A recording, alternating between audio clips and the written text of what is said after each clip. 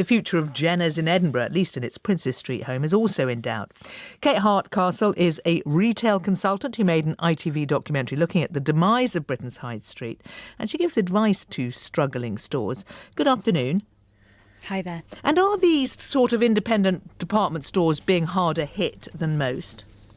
Absolutely, because surely the size of a department store is going to be bigger than most of the stores in the place, which means that you've got more staff, more power to power it, and you've also got the element that the stores are larger in terms of rent and rate formats. So although these stores, I think, are quite critical to our towns, our cities, our identities, the look and feel of a place, and actually the culture of a place, unfortunately they can be quite challenging to run. And a lot of department stores have met their maker because they have created a Me Too look and feel in terms of the brands that they offer and the service they provide, instead of using the opportunity to create more niche and creating something that's really special.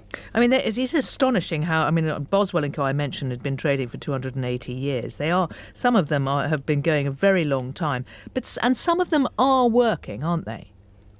And some of them working brilliantly as well. I mean, what we really need to think about when we think about high street regeneration is the fact that it can't be a pure retail play anymore, because we've just seen so much movement to online use, and actually we're buying more experiences than we are buying material goods. That tends to be the trend these days. So department stores that are embracing that and bringing more food and beverage into it, more experiences into it, are certainly the way to go. Though that is very costly for those independent department stores, because the spectacle of seeing something new and different isn't as it used to be in my day. I was recalling earlier the department store I went to in my youth for Christmas had a real life appearance from Barbie. The queues were out the door as if a Kardashian was about to appear in these day and age, and it really was the phenomenon we talked about for weeks. Department stores have to work so much harder with their experiences now to try and attract people in, because there's just so much going on in life. But is there something about these department stores that perhaps needs saving more than other stores, and therefore they should be cut some slack?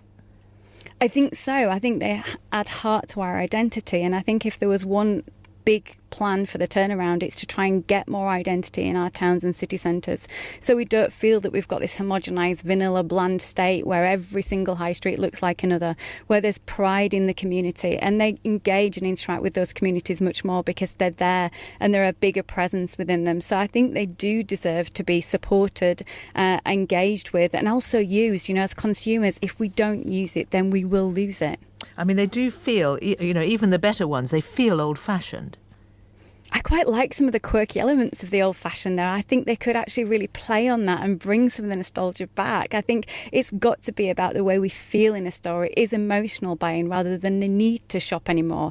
They also serve a purpose because they can often house many items and many different brands in one place, where actually that would have to be many other operators on the high street.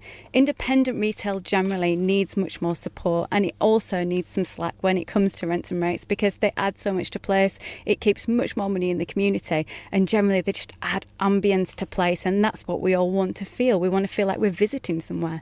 Kate Hardcastle, thank you very much.